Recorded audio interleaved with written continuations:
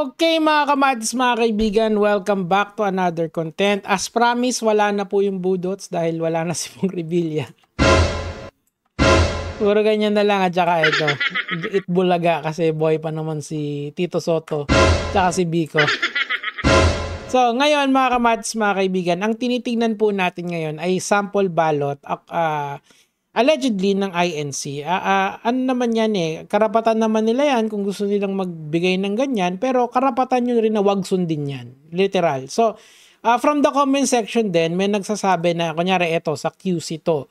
So, nakikita natin yung top picks ng Iglesia ni Cristo ay si Bam Aquino, si Bong Revilla, si Pia Cayetano, si Bato de la Rosa, si Bongo, si Marcoleta, si Aimee Marcos, at saka si Camille Villar. Okay? So, ngayon, ano ba? Did it matter ba kung buhatin ka ng iglesia or hindi? In my opinion, it's very mixed. Okay, so ginugel ko lang to Huwag kayong magalit sa akin kung INC kayo kasi I'm just working with the numbers.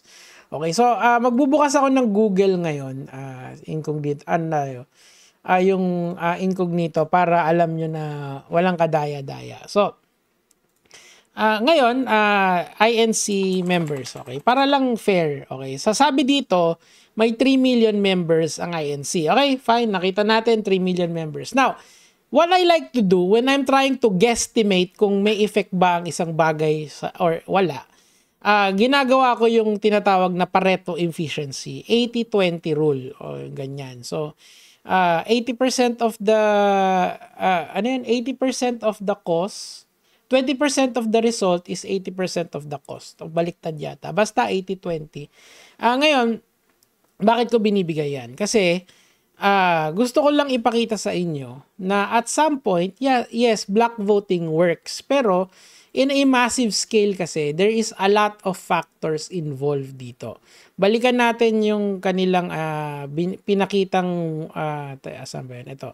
Galing to dun sa isang kapatid natin, shout out sa'yo. Ewan ko kung sinunod yan. Kung sinunod yan, di good. Kung hindi, well, pasensyahan. Kasi nga, your right to vote is, hindi yan nadidiktahan ng kahit sino. Okay, actually, mali nga, nadiktahan ka kung sino ang iboboto mo Kaya ako, I'm trying to convince you who to vote. Pero, if I respect my opinion ka, Lods, GG ako. Ganun lang kasimple yun. So, dito natin makikita na ang first pick nila ay si Bam Aquino. Okay? So, well, hindi naman kasi naka-number yan. So, tingnan natin. Ngayon, I will give the benefit of the doubt na all INC members actually followed suit. Right? Followed suit. So, kung sinabi nilang Bam Aquino, di ma-minusan lang natin ng 3 million. Di ba? Or plus or minus lang. So, pag tinignan mo kasi dito, second kasi si Bam, okay? And miski mawasan mo siya ng 3 million, magpe-place lang siya below. Ibig sabihin, in the bigger narrative of an election, it really doesn't matter. What matters is kung ano yung mas malaking demographics ang magkakagusto sa'yo. And ang nagkagusto kay Bam Aquino is yung Gen Zs. Ito yung sinasabi nung mathematics ko, okay? Gen Zs, yung suporta ng Gen Zs is greater than support ng INC. It's not even close, mga kamatis, mga kaibigan. Kasi my reasoning, mga kamatis, is even if you remove 3 million votes from Bam Aquino, as we saw in Google, kasi 3 million lang daw yung members nila according to Google, di ba? Hindi siya magmamatter kay Bam Aquino. Gets nyo? Okay. Sapa, Kiko Pangilinan. Kiko Pangilinan, ina-assume ko na wala siya ng 3 million votes. Hindi rin nagmamatter ulit, di ba? So, isa yung binuhat nila, isa yung hindi. Kita nyo? So, it has a false positive na effect. Especially if yung kandidato was raised by Sara Duterte. Kasi baka kasi galing sa DDS yung number of votes. Ang tanong ba, do we have data that shows kung ilan yung sumunod na kapatid? Di ba? Meron mga sumunod. Maniniwala ako doon. Doon papasok yung 80-20. 80% siguro sumunod, 20% hindi. But 20% is 300,000 only. Yung malaki pa rin yung 2.7 million, di ba? So, I mean, I'm just working the math out sa inyo para makita lang yung effect. However, pag bumababa na tayo ng rankings, mas parang may point na yung INC. Si Marcoleta, eto, miski pag wala yung INC votes niya, talo siya kasi 11 million na lang, di ba? Malalaglag siya, especially if si Amy Marcos ka or si Camille Villar ka. Kailangan nyo yung INC support. Pag nasa laylayan kayo ng botohan.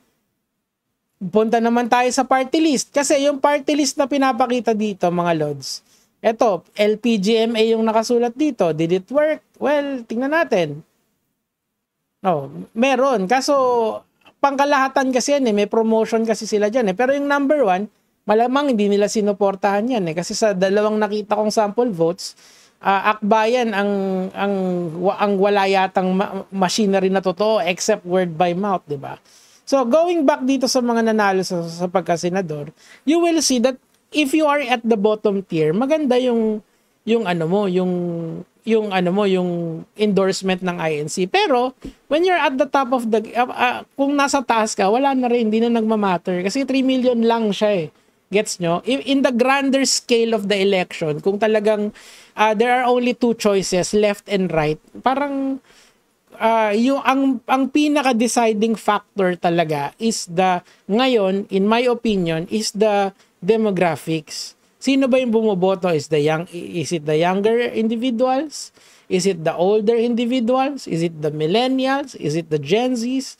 Is it the baby boomers? Yung mga matatanda sa Facebook? Yun ang sa tingin kong nagmamatter ngayon. I don't believe that religion has anything to do with is supposed to have something to do with the elections in the first place. Kaya, sabi ko nga sa inyo, kung sumuway man kayo dun sa utos ng mga nag-uutos sa inyo, it's okay. It doesn't matter. Kasi it's your right to vote. Kung sino yung gusto nyo, yun yung iboto nyo. 'Di ba? Kasi like for example, if naging kung halimbawa lang kung naging election to against Sara Duterte is very popular against or kung hindi man pala rin si Sara, 'di ba? So ibang tao naman yung tatakbo. So siguro dun sa ganun nagmamatter siya, pero in a bigger scale of things, dun lang sa nasa baba. Pero kita nyo si Bong Revilla talo. 'Di ba? Kinarga din nila 'yan, and makikita nyo na kung by nandiyan Bong Revilla talo. Why? Because siya hindi siya gusto nung bagong mga botante. Hindi nila gusto to. Hindi.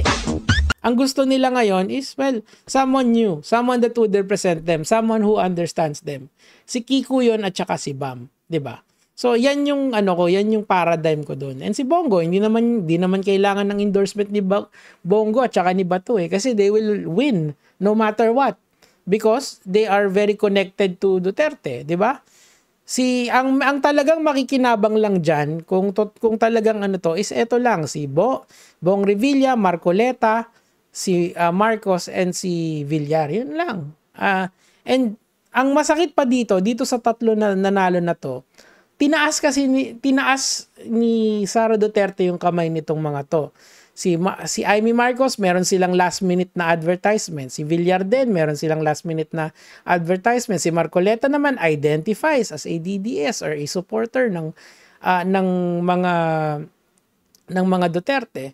So, what matters most then? 'Di ba? Is it the endorsement of Sara Duterte or was it the INC? 'Di ba? Well, it's a factor yung dalawang 'yon, pero kung titignan mo based on Bong Revilla, yung mas matimbang yung kay Sara Duterte. 'Di ba? Well, that's my opinion on the matter, mga kamatis, mga kaibigan. Of course, I could be wrong dahil I don't have the correct numbers for the INC. They will never divulge it. But of course, we can talk about it because this is not about faith. This is not about religion. This is about voting. Voting is our rights. And we can always criticize people who are always telling us who to vote. Mali na. In my opinion, mali yun, mga kamatis, mga kaibigan. Anyway, yun lang naman yung sa akin for today. Sana na-enjoy nyo tong, bawal na pala magbudot. Ano na lang. Ganyan na lang. Tsaka, eat bulaga. Gaya mga lads.